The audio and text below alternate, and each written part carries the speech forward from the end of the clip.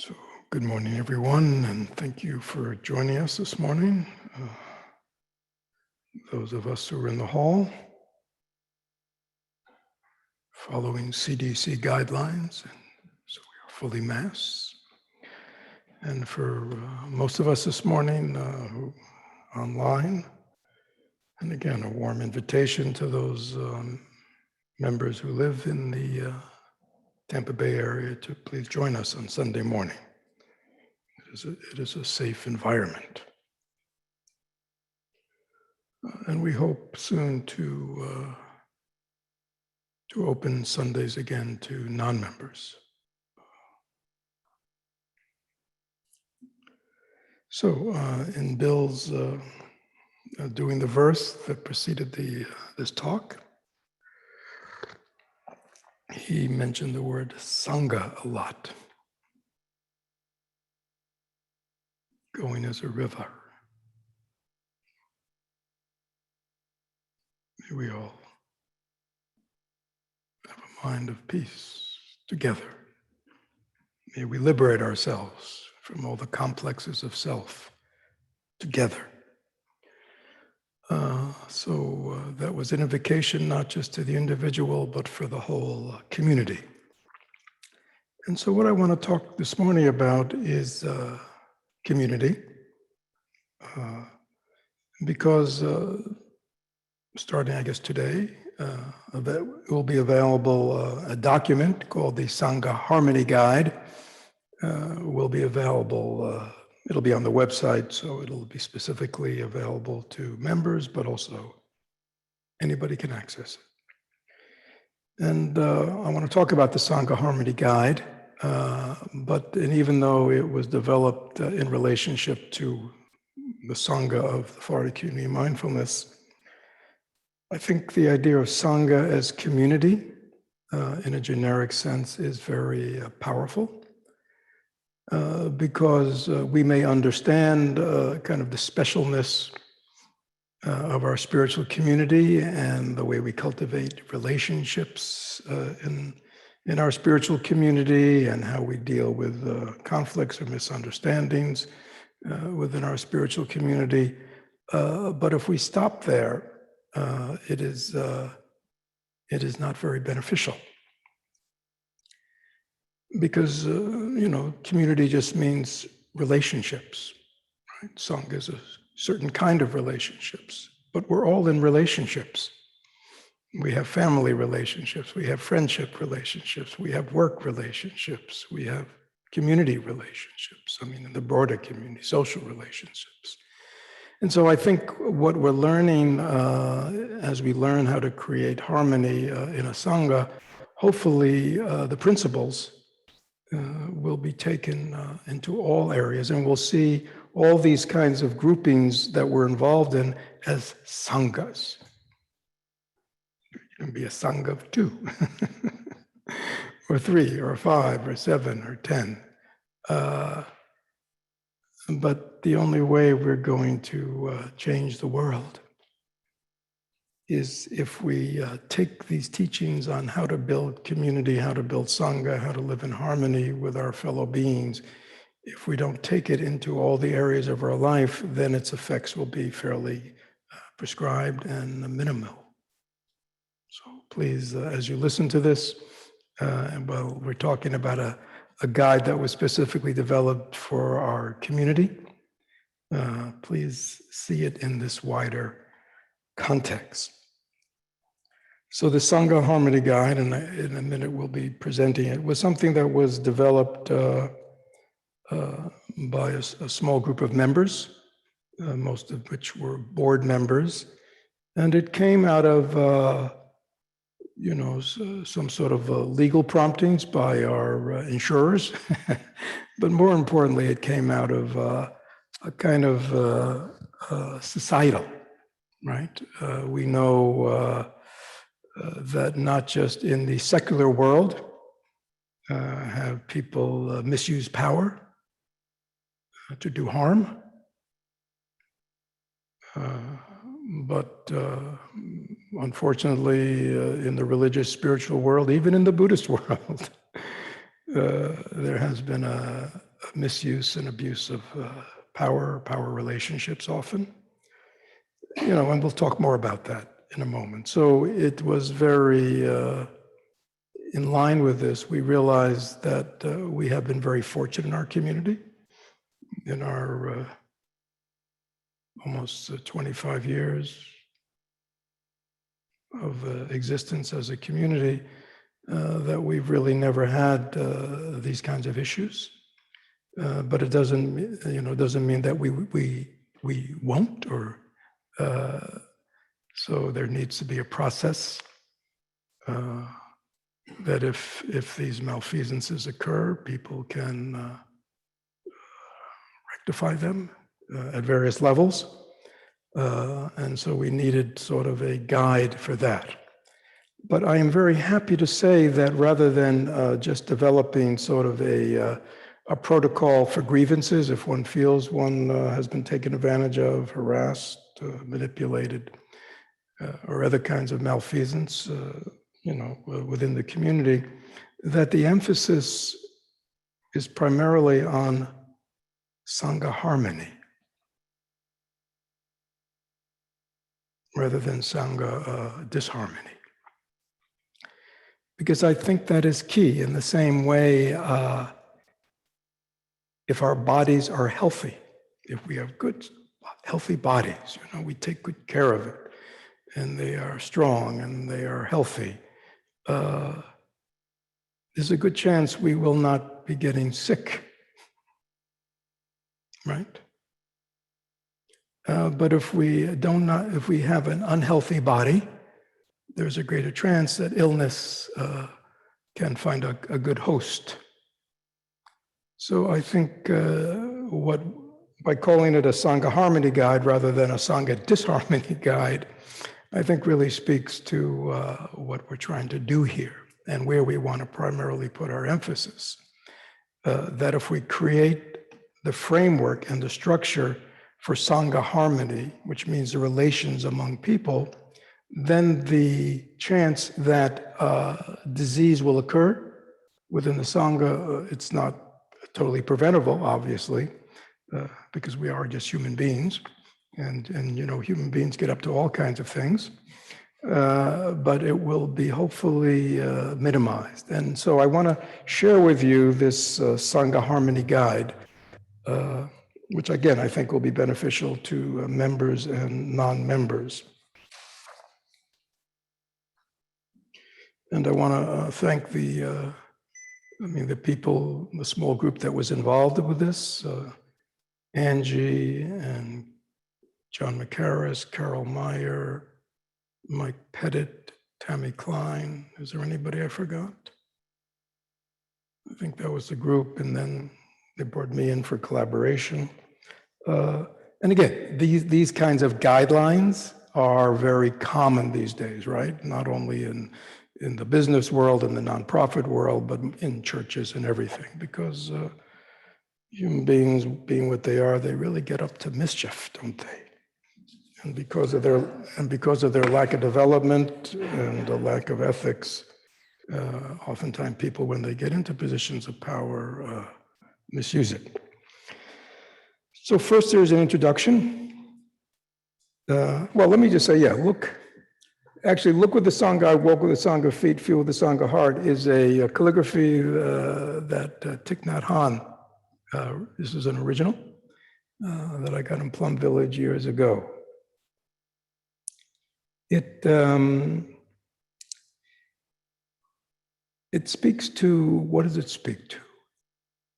That the practice of non-self, the practice of moving away from self-centeredness, egocentricity, the practice of opening to the world means that as we move through the world, we don't just move through as an individual, but we also move through with an awareness of interdependence, interrelationship, interbeing, which I think is so essential for our world and also for our own development, to come out of the prison of a highly individualized selfhood that's only concerned about itself. So the idea that We're looking with the Sangha eye, walking with the Sangha feet, feeling with the Sangha heart, is an acknowledgement of our relationships. And again, whether it's the Sangha as our community, whether it's a Sangha in a family, whether it's a Sangha in a relationship of any kind, to see that one participates in something bigger than oneself, and the health and the harmony of all these relationships are dependent on my awareness that I am part of something bigger than myself. And my actions of body, speech, and mind are not just done for me, but they're done for the well-being of others. So this is a very fundamental shift. And the great gift of having a spiritual community that's doing its best to live this way is this is a place where we can practice, where we can develop those skills, where we can learn those teachings. And hopefully then, as we enter all these other arenas of relationships, we have, we can practice them. Yeah, so next, that quote by Thai. Oh, I forgot, Raylin, the next, in the introduction. So it begins with a quote from Thich Nhat Hanh. And as many of you know, he's a strong influence of mine and our community as a teacher and a guide. And he has put great emphasis on Sangha, on community. And so he sets a very high bar. Sangha is a community of friends practicing the Dharma together to bring about and maintain awareness. The essence of a Sangha is awareness, understanding, acceptance, harmony, and love. I could give a whole Dharma talk just on those words. Awareness. We're aware of what's going on around us. We're aware of what's going on within us. We're aware of what's healthy and what's not healthy.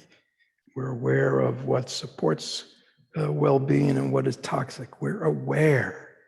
Florida Community of Mindfulness, we're aware. And we bring understanding. Understanding means we understand why things develop, why people are the way they are, causes and conditions. We are understanding. We're accepting. We accept the world, we accept ourselves, we accept each other as we are.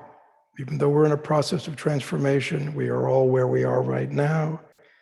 And then we are cultivating harmony. Harmony means what?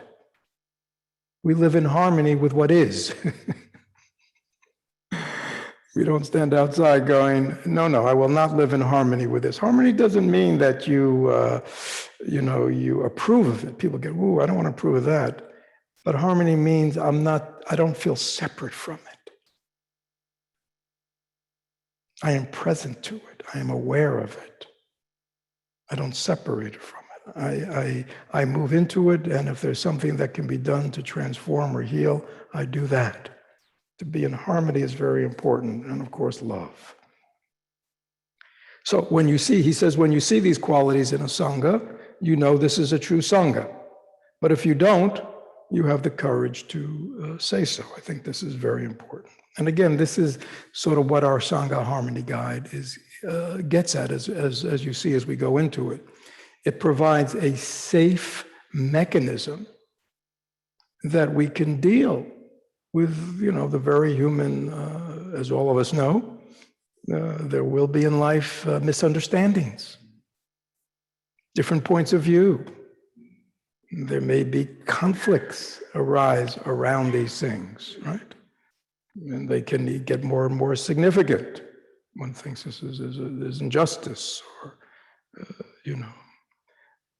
But how do we rather than being ambushed, right, by expecting these things aren't going to happen, right, to live in a world where we understand the nature of human beings, the nature of ego, the nature of self, the nature that in our community, let's say, we don't give everybody a psychological battery of tests to gain membership, right? Many of us, before we entered our families of origin, we didn't do psychological assessments of all of them to decide, is this really the kind of people I want to be raised with, right?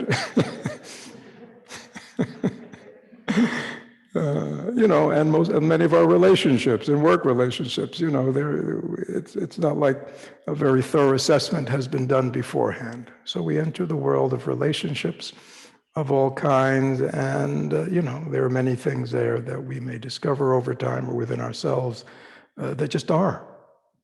And the question is, how can we be in harmony with that, but also be part of change and transformation?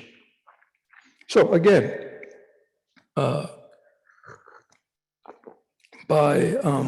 I think by putting this in the introduction sets a high bar, right, for our community, that we are committed, not just to call ourselves the Florida Community of Mindfulness, not just to do lip service, but that we actually are committed to live this way with each other. And especially, and those of you who have been in a relationship, and I'm sure everybody here has been in a relationship, it's easy to be in a relationship when everything's going your way, right? It's easy to be in a relationship when everybody's happy and blah, blah, blah, right? But the test of any relationship is when there's disharmony, when there's conflict, when there's disagreement, when there's conflict, right? How do you deal with that? And since I would imagine, is there anybody here who's been in relationships from early childhood until now of all types and says, what's he talking about? It's always been good and harmonious, and everybody's always on the same page and treats each other with great kindness and understanding. Is anybody here say that has been my experience in all my relationships? I'd like to meet you. Yeah. So rather than pretending or hoping that those aspects of what it means to be human being, including within ourselves, are not here, the Sangha Harmony Guide accepts that that's where we begin. And then it goes down, and again, this comes to a process probably we did maybe 10 years ago when we went through a process within our community to develop core values, to look at what our core values were, our mission, vision. Those who've been part of organizations know about these things, mission statements and value statements, and goals and objectives and all that.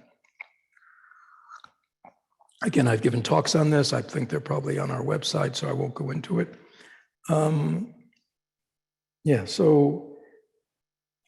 So the core values are the essential principles that underlie, motivate, and shape us, guide us in realizing our mission and vision.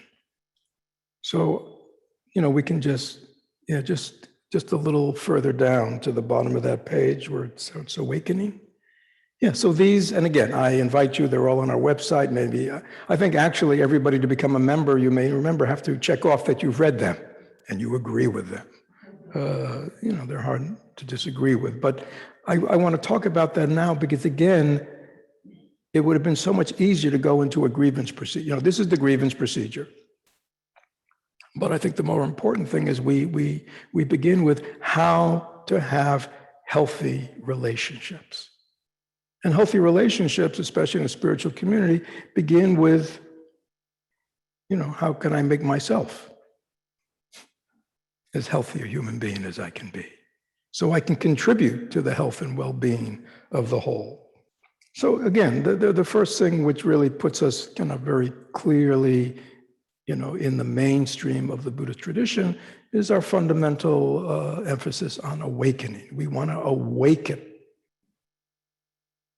from our suffering. We want to awaken from our delusions, our misperceptions. We want to wake up, right? We want to heal. We want to transform, so we can really become what the Buddha said we are, which is we are awakened beings. We have the full potential of all the good, wholesome qualities already within our mind. How do we awake to them, and how do we cultivate them? So that's essential to our community. I won't go into it, but for many of you we are in the mainstream of the Mahayana, Plum Village, and other, but it's non-denominational. We are not, just part of one Buddhist sect. or one Buddhist tradition. To me, the Buddhist tradition is a rich tradition that has much experimentation in many different ways for 2,600 years. And we want to be able to pull on the full breadth of that wisdom and experience as we develop ourselves. Community, well, that's what we're talking about. We are a community. Inclusive, obviously, it begins with the Buddha. The Buddha said, all beings are Buddhas. All beings have the essential same nature. So therefore, any kind of discrimination, et cetera, would be totally antithetical to the Buddhist way of looking at things, which is all embracing, sees the commonality of all beings. So we're inclusive. We practice mindful living, which is very much part of this text, which is meaning our practice is engaged with the reality of the world. This is not this is not simply philosophy or theology or metaphysics. We practice a Buddhism that is present to the reality of the situation, personal situation, societal, what's going on in society. We want it to be relevant.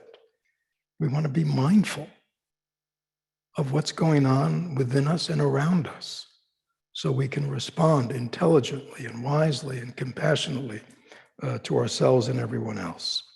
Service, as you know, we put a great emphasis because, learning to give freely of one's talents and abilities and resources, to share that with other people, to share that with, like in our case, a community, an organization that you feel is doing good in the world, to let go of, which is very hard for us.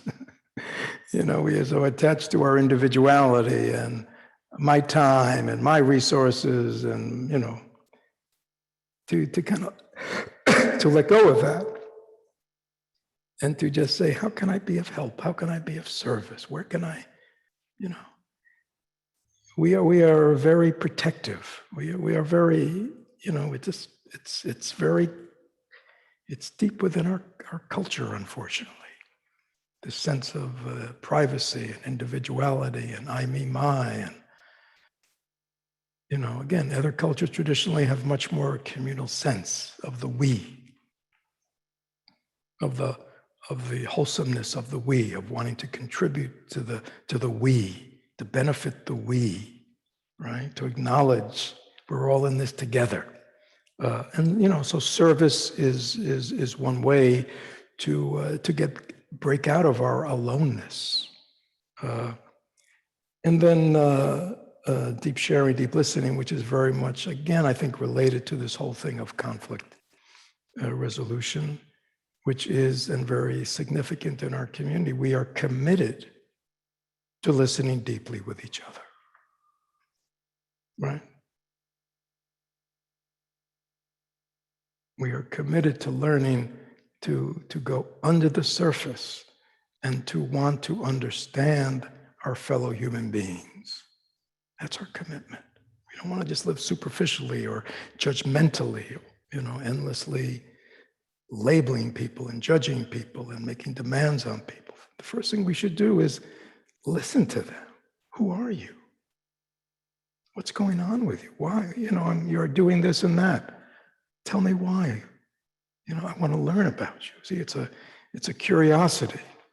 So this deep listening and this deep sharing, which is this willingness to be authentically me and to let people know who I am. I mean, many of us, are in situations in life, work situations, relationships, where we don't feel safe to share deeply, to be open about who we are and what we're really feeling and what's really going on with us and what our past really is, right? So that whole aspect of deep listening, deep sharing, I think is very important, and it's a wonderful skill. So it's something we practice within our community. And hopefully we'll learn to practice that in all our other relationships. But again, to do that, you need a what? A container where you feel safe to do that, right? And so the container of a community where people feel safe, right, is very essential. And then the final one, of course, is direct transmission, which means, the real practice of Buddhism is living.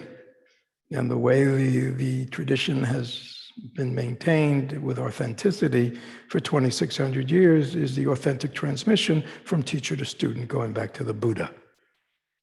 It's basically, if one wants to learn about Buddhism, one can get a degree in Buddhism, one can get into religious studies, one can read books, one can do all kinds of things. But how to practice Buddhism, how to live Buddhism, this is something that's transmitted directly, because this is personal. Human beings are personal. So, and then it goes on to say that all this being said, disharmony may arise. How can we protect our community? How can we protect the people of the community so they feel safe and they feel able to deal with whatever arises? So the first thing, which I think is so essential, is the 5 mindfulness trainings, which I think many of you are aware of. These guidelines for behavior, they're very simple. But within a community, within a family, within relationships, and wouldn't it be wonderful within societies, within the world, if there was some shared fundamental value system that everybody kind of ascribed to, that was sort of not religious in the religious sense, but really just had to do with, right living. Right living in Buddhism means, quite simply, doing no harm, doing the least harm. So in a certain sense, these 5 mindfulness trainings, anyone, Buddhist, non-Buddhist, anti-Buddhist, could subscribe to. If we don't share, in a very general sense, a common value system, then it's really hard to discuss things with each other. As you might have, if you've been attending to what's been going on in our country, politically and socially these last decade or so, you can see that. When people have lost that fabric of values that hold them together, that are common, right? And then, so everybody's on their own, and everybody can make it up to their own. And if you have people who live in very different realities with very different ideas and very different values and different, and meaning of it, well, no wonder there's endless conflict that does not get resolved. How can it get resolved? There's no commonality of understanding. There's no platform where people can come together to go, oh, is this? Oh, yeah, let's begin. Like, number 1, reverence for life. Right? Reverence for life. We want to support life. We don't want to do harm, physical harm, right? Emotional harm. To each other. I don't want to do it to you. I don't want you to do it to me. To other people, to the planet, to animals, to nature, whatever you want to do. Yeah, life is sacred. I mean, it's so simple. If I said to everybody here, is it okay if somebody else takes your life? Right? We go, oh yeah, you want to take my life? Go ahead. Right? Oh, you want to do me harm? Yeah, harm me, that's fine, physically, emotionally. Oh yeah, you want to do harm, hurt, my children or my loved ones? Yeah, that's fine. No, right? We all say what? No, I don't want anybody to do harm to me, especially to take my life. Right? So all beings are like that. So in acknowledgement of that, we make the vow or the commitment to do, if not no harm, the least harm in our actions of body, speech, and mind. True happiness, the second one. I understand, that true happiness is different than temporary happiness. There are many happinesses that we get from pleasure, from good times, from having fun, from things working out. There's all kinds of temporary happiness. But what is true happiness? How do I experience true happiness? How do I nurture true happiness in others? So this is a very, again, there probably are Dharma talks that I've given them many on the Five Mindfulness Trainings. But a lot of it is this crazy idea of altruism and generosity.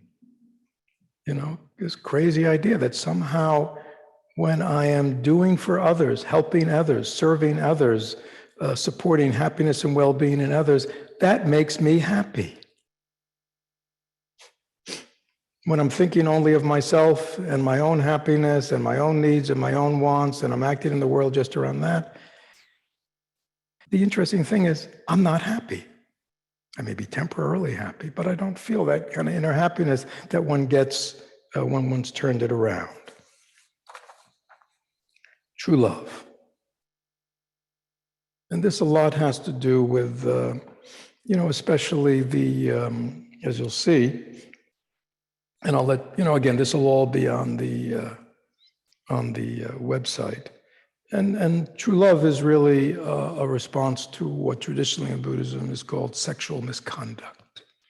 And we know, whether it's in religious or society, the amount of sexual misconduct that goes on in our society is quite pervasive, unfortunately.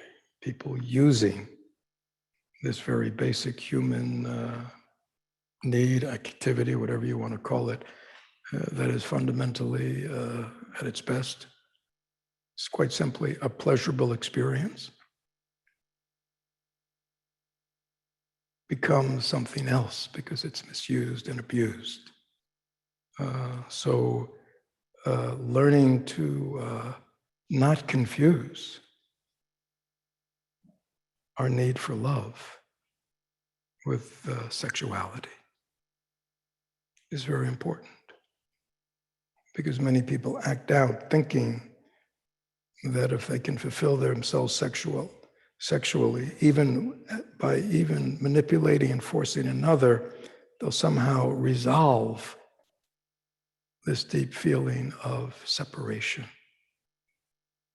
and loneliness within themselves. And again, you'll see that this, very much speaks to, abuse. Abuse. The fourth training is loving speech and deep listening. I talked about that earlier. And the fifth training is nourishment and healing, really aware of conversation, the way we consume. And we're doing an intensive right now on the four nutriments. Buddhism has so many fours and fives,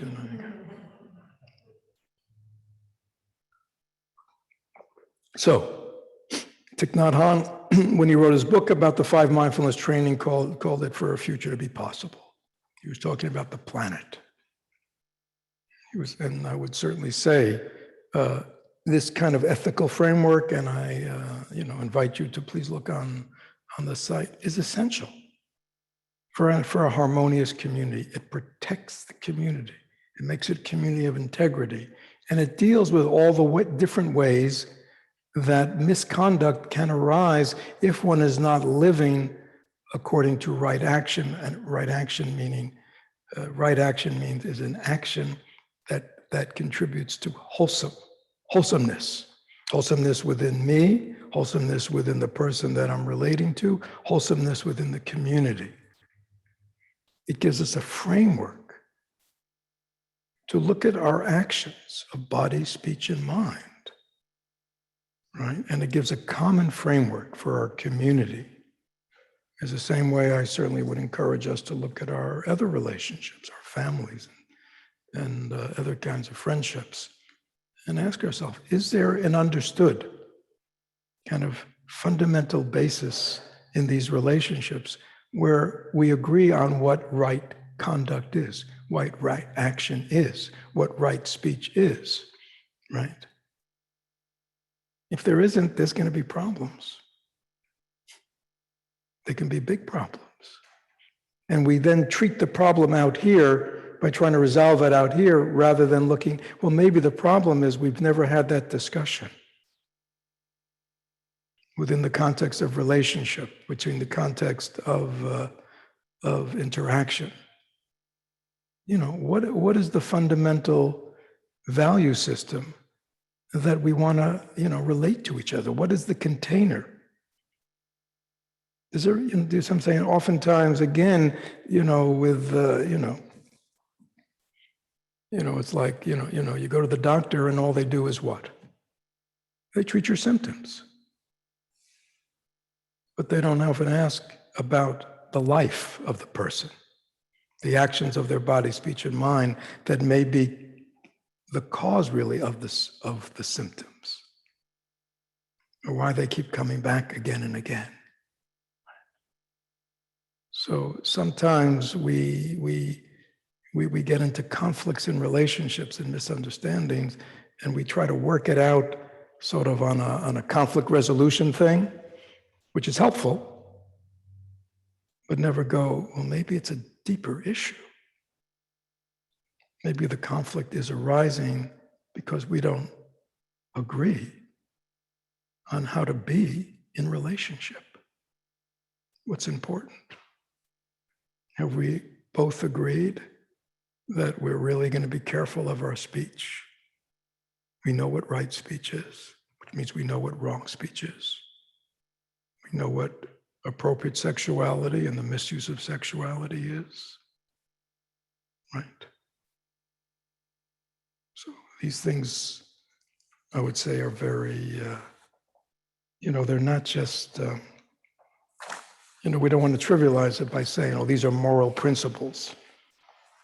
I mean, I think, again, when Thich Nhat Hanh called his book For a Future to Be Possible, he was talking about the world. And was saying, if this world is going to have a future, there's got to be some common agreement across culture and societies and political views, and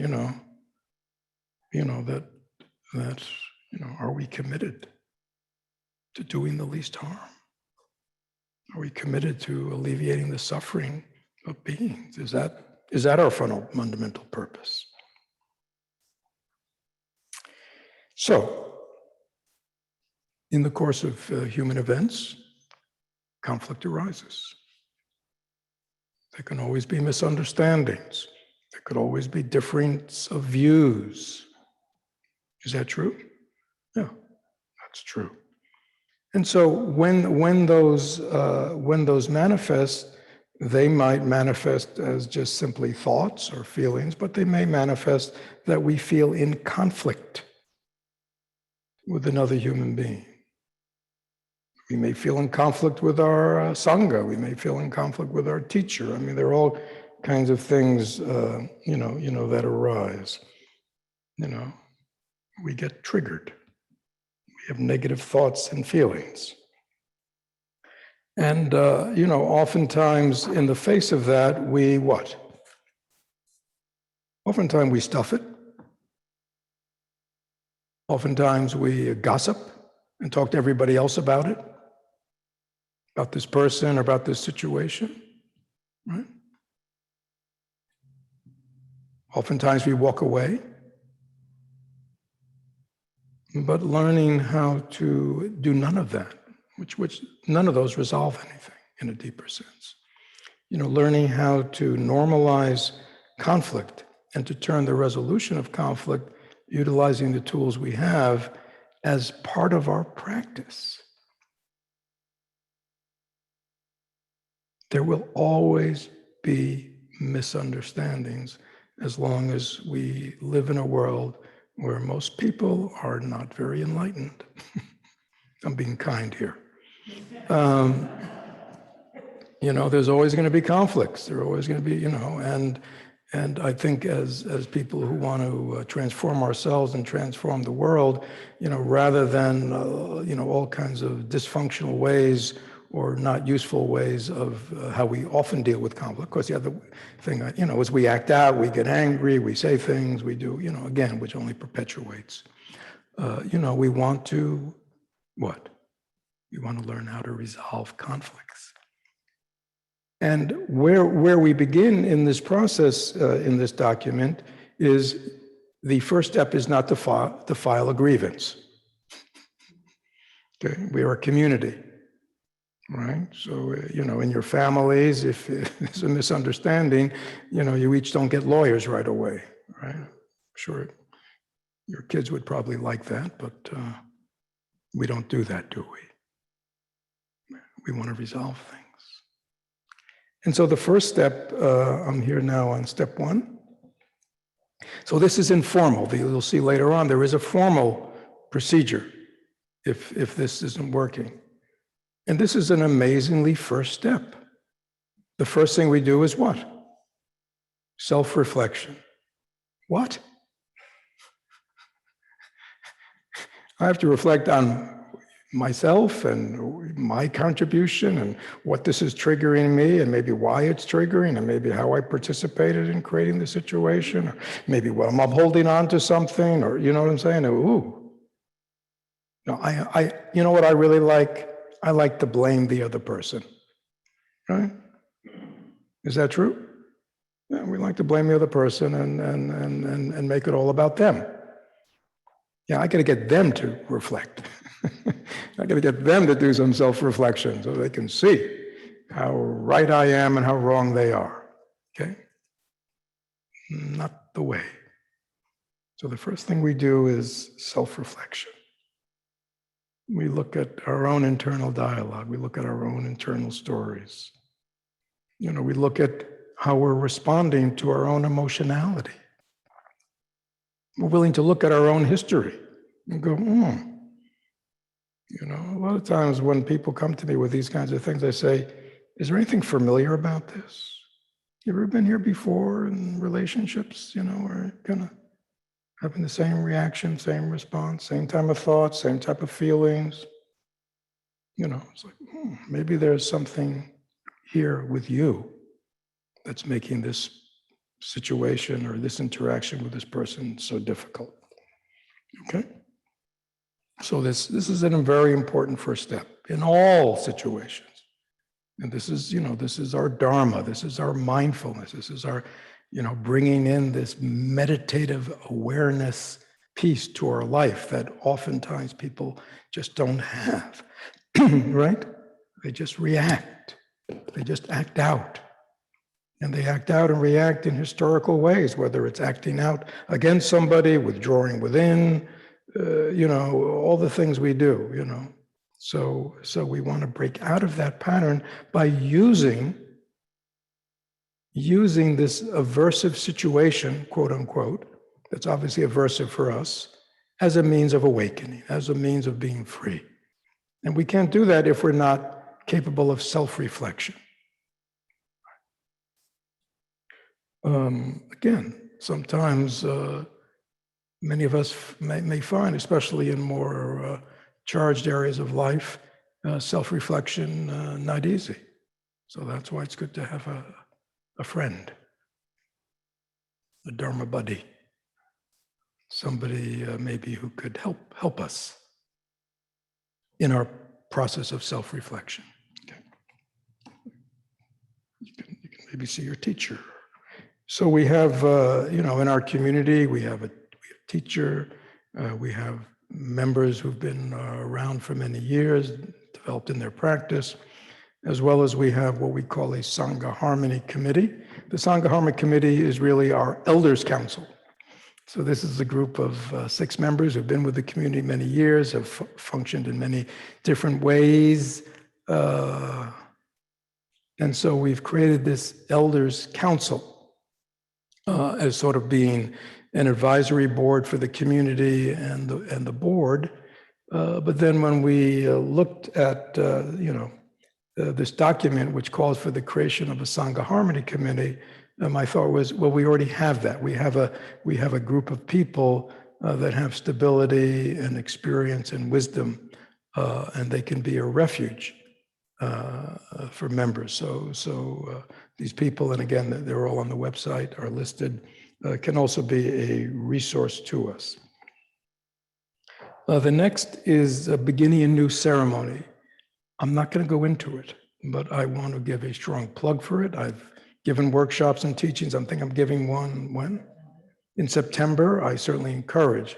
There are many jewels that Thich Nhat Hanh has brought this world, but this very simple ceremony, that's not very ceremonial, of beginning anew, I think is a stroke of genius. And we want to use that in our community. I always advise couples, families, if you can incorporate this in your relationships. When I used to be a professional, I even use it sometimes without calling it beginning anew, when I was brought in to consult with boards that were in conflict. It's a wonderful means. Again, I could talk about it, but I won't today. So I encourage you. It is online, and the process is all here, right? The beginning anew. There's an appendix that actually talks about how to do it. And again, I'll be giving a workshop in September on beginning anew. So this is I would say, at the level of misunderstanding, conflict, beginning anew is really our primary way. It's a way that we can be with conflict. We can be with the individual that we're in conflict with. Sometimes they don't know it, right? And reconcile. Reconcile is the key piece. But also there can be mediation, and that's where, again, coming upon somebody from the Sangha from the Elders Council, Sangha Harmony Committee, to kind of come in and as a third party to help mediate a misunderstanding, a conflict between us and another Sangha member is also helpful. Those of you who've been parents might find that you've been called upon to mediate between your children, or you might find yourself in your extended family often being called upon to kind of mediate when people can't seem to be able to do it themselves. So again, we want to make use of that process. Now, and I'm sort of going through quickly, because again, you'll have the document as well as I want to answer questions. There is a formal grievance procedure.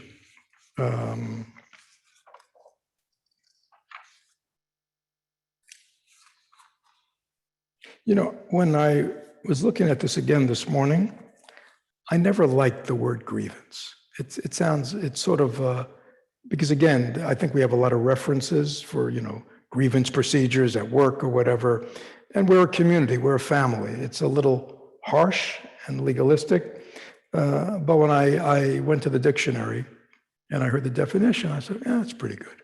So we're sort of stuck unless somebody comes up with another one of the word grievance, but a real or imaginary wrong causing resentment and regarded as grounds for complaint. Now, this is important to understand, especially the people who are, acting in a way to resolve the grievances. Some grievances are are grounded in reality, right? They're very legitimate. Some grievances aren't. I mean, there are people who, I've experienced it, I used to be in mental health, But even in our community over these last 20 years, there have been a few instances where people have had manic episodes, where they sort of become delusional and think all kinds of things that have no basis in reality, that they believe are true. As well as people can get stuck.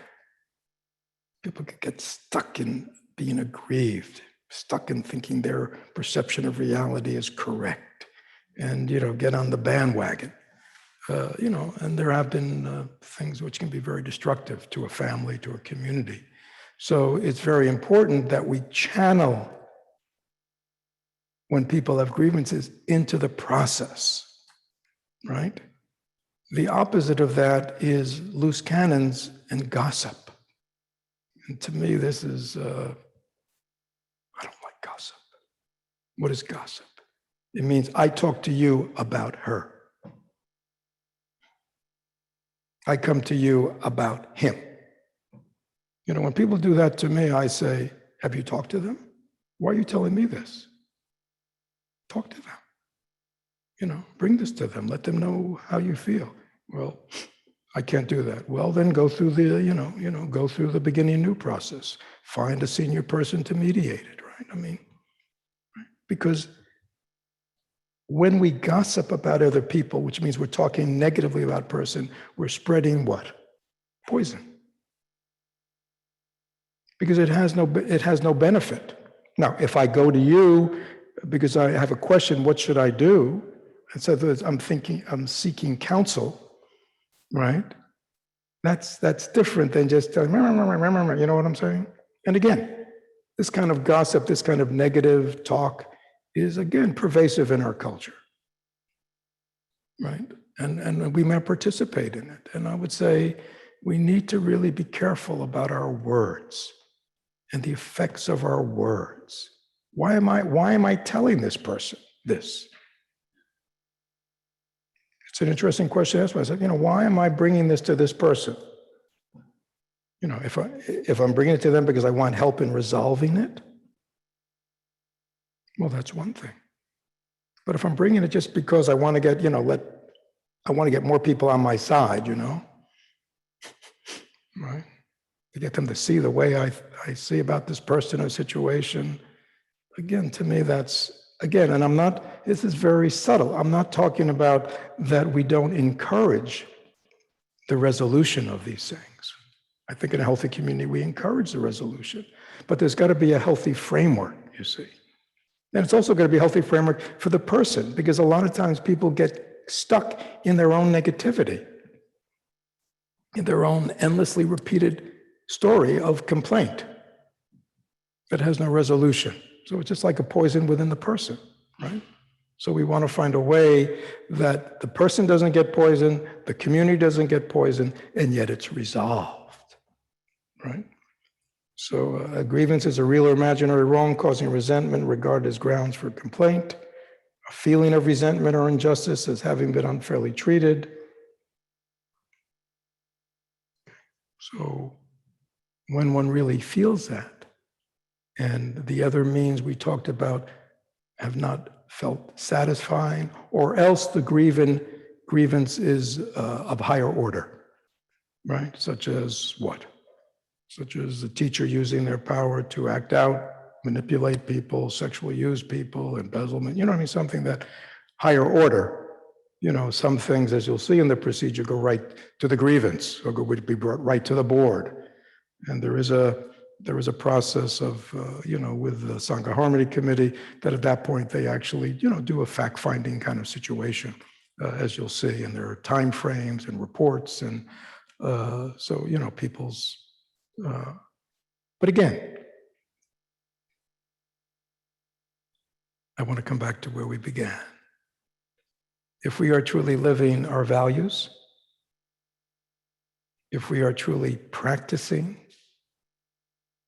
at the very immediate level, conflict resolution, beginning anew, mediation. Most things, the Sangha Harmony Committee should not be very busy, right? If they're very busy, to me, it shows the community is not healthy, is it?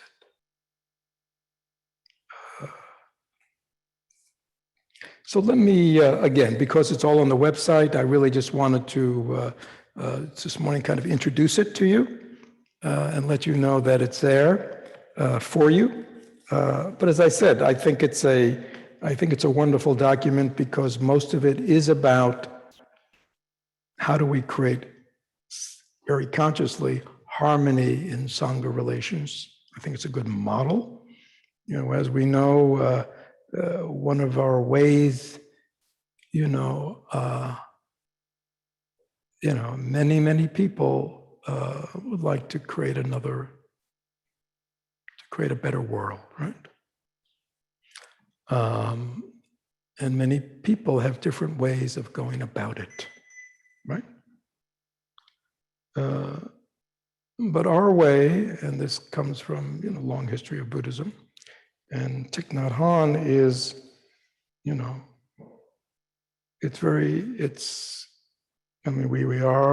live in society, we have political views, we still have a democracy, so acting in those ways can be beneficial. But if we want a different world, then we have to be willing to be a different kind of person. As Thich Nhat Hanh says, we want a peaceful world, peace begins with me. I want a nonviolent world, then I have to become a nonviolent person. I want a world that is free of anger and violence, then I have to liberate myself from that. If I want a world where everyone is respected and valued, then I need to live that way, right? And so community, Florida Community Mindfulness, is one little tiny way that we contribute to the transformation of the world because we live it. We practice it. It's a practice. And we begin to take it into these other areas of our life and relationships with our life, right? So we're sort of creating the context of a transformed world in a very real way right now. We don't have to wait. Okay. So let me open the floor. Oh, Angie, yes, I'm sorry. You just want to share that it's available now. There's a page on the website. So let me just repeat this. So Angie's reminding me, and she did actually write it out for me. Thank God she's here to keep me on track. So on our website, and again, we'll probably maybe put this in Mindfulness Matters this week, on the website section called Community,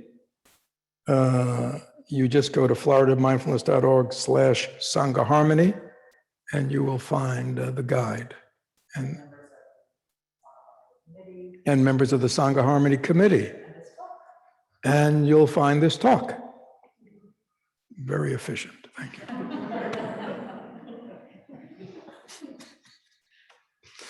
So, questions about what's been shared this morning? Anybody in the hall, you just raise your hand and we'll give you the mic. Anybody online, just Ray Lynn is up there, right? Anything not clear? Anything you wonder about? Anything you think is missing? Again, I want to express my appreciation to the people on the Sangha Harmony Committee. It was a process. It took, a year, 2 years, Started, you should have seen the document in the beginning. It was quite big.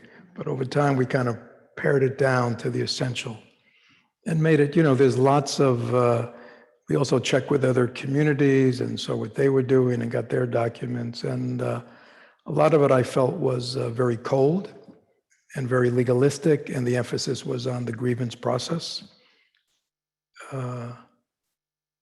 And I was very happy that we were able to create a document that really focuses primarily on how you create harmony and well-being within the community, and how to deal with challenges and conflicts and misunderstandings.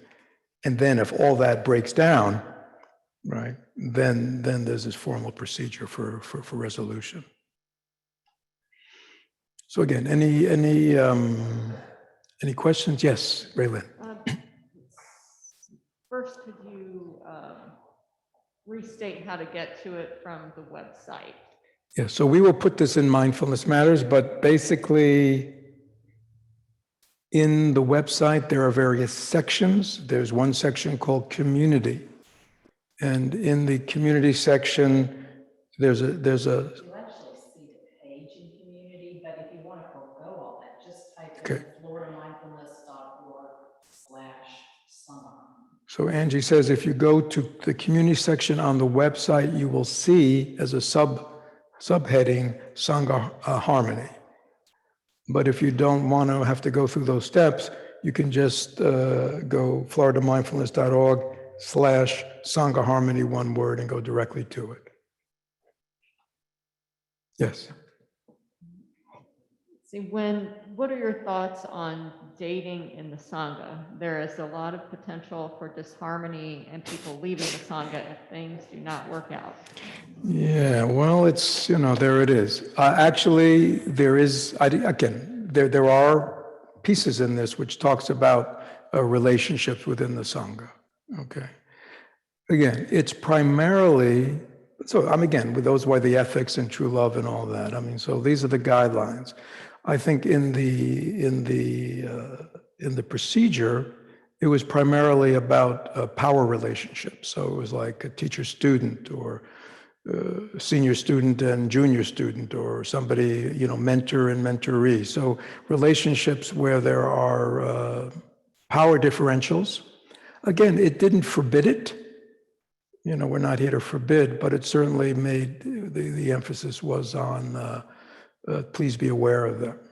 As to, I think, this other issue, which is more horizontal, just kind of, what would it be, Sangha people getting into relationship with each other as peers. That seems to be what the question's about, right? Yeah, yeah. Yep. There's just no getting around it, right? This is not unknown, and I think it's something to be aware of. It's just like, people get in relationships at work, right? And they don't work out, and all of a sudden, you still have to work with the person, right? Yeah, I think there should be a caution, and hopefully, what can there's no way around this. Yeah, so it's there to do that with a person in the Sangha, has the potential for creating a problematic situation. One would hope, in the best of all possible worlds, that if the relationship didn't work out, there would still be reconciliation, understanding, and acceptance, and it's not like one of the people has to leave. And to be honest with you, I'm aware of a couple of those situations have arisen. I feel bad because people are coming here to heal and transform and for the benefit of the community, and I feel bad that they've lost that. But again, I think it's because there is something about how the relationship ended that has obviously created very harsh feelings that the person feels cannot be reconciled. I would hope they could be reconciled with love and understanding. But I understand, and I think it behooves us to understand that. Yes. And I've got one more. Is there a procedure in place to reach out to members who leave the community to find out if they might have had some unresolved issues they might have been helped with? I think historically we do a call to members who leave. And again, we're a large community. We have over 300 members, and every year, we have new members who come in, and every year we have members who leave. And again, a lot of the members, we look at this every year. Most of the members who leave are people who've kind of tried it out, but when you look at their involvement, have never really gotten that involved. And I understand people are shopping around and like that. The fortunate thing is that when you look at the demographics, most of the people who've gotten involved with the community stay with the community. But people change. my advice to people is, to people who are in charge of membership. Yeah, I think we want to make a call to that person to make sure there was a reason that could have been remediated. But again, I mean, the nature of being something like this where people join is that people have reasons for joining and people may have reasons for leaving. I mean, I respect that, right? I mean, this is not a cult. Some places like, they've returned to the world. God knows what's going to happen to them. I don't see it that way. So, I don't feel, when I hear somebody, when I see people have left, people can have all good reasons for leaving. That's, I respect that. I respect, people's individual freedom. But again, the reason we do make the call is not to harass people, but for that exact situation, to find that if there was something, there was some misunderstanding or something that caused them to leave. Hopefully, by having this very formal process, that people who get into that situation will now have a way of speaking up if they do feel that way, that perhaps has been informally accepted within the community, but now it's formal. So hopefully if there are people who feel something's not right in the community or something's not right, they have a means of reconciliation at multiple levels, including ultimately taking it to the board. Right, and I think that's good. Yes, we have one down here, and then we'll need to stop. Do we have a microphone?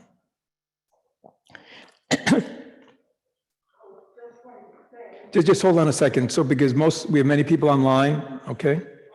So that's why it's for the, it's for the online people. So I they was can just hear. going to say, of course, people move away, all kinds of things that don't have anything to do with our situation. But the other thing I was going to say was, in Buddhism, as far as I know, we don't shun people because they don't come. And so a lot of places do shun. You can't speak anymore to us and so on. Right.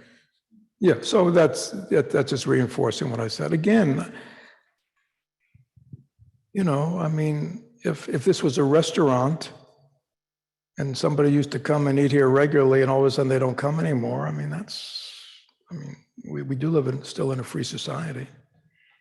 Practice freedom of religion, freedom of choice. I respect that. So, I don't believe in chasing people down or grilling them or Again, I think it's good to ask the question. We can always do better.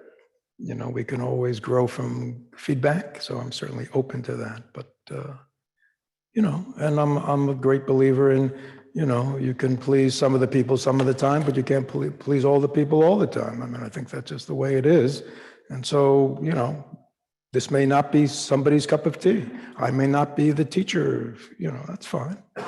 Luckily, there are, many other teachers pass. When I look at the list or somebody hasn't renewed their membership, I only, wish them well and hope, that they find whatever brought them here, they find that somewhere else.